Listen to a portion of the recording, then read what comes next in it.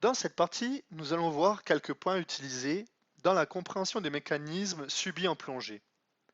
La masse, le poids, les forces et les pressions.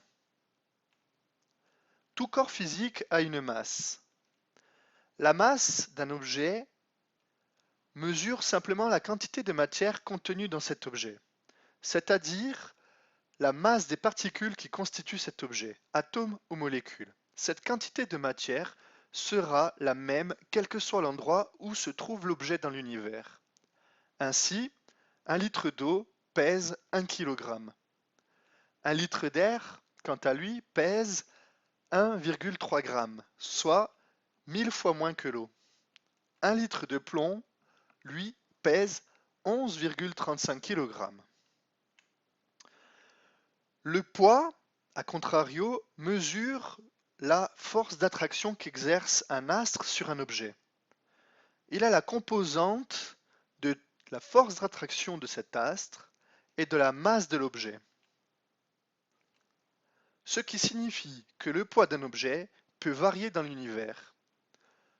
L'unité de poids est le newton. C'est Newton le premier qui s'est aperçu que la Terre attirait les objets vers elle. Si cet objet se situe à une distance extrêmement grande d'un astre, il ne subira quasiment aucune attraction et son poids sera quasiment nul. On dit que l'objet est en apesanteur. Donc, résumons. La masse est une quantité de matière, elle ne varie pas quel que soit son environnement. Le poids est une force qui varie en fonction de l'astre et de la masse de l'objet.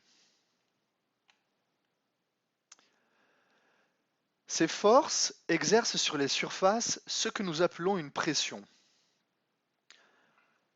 Une pression est donc la répartition des forces sur une surface.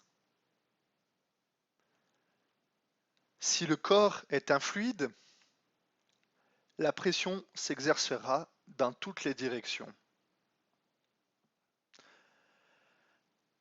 Quelles conséquences pour nous sur Terre et pour nous dans l'eau, plongeurs? Nous verrons cela dans la prochaine vidéo à propos des pressions et variations de volume.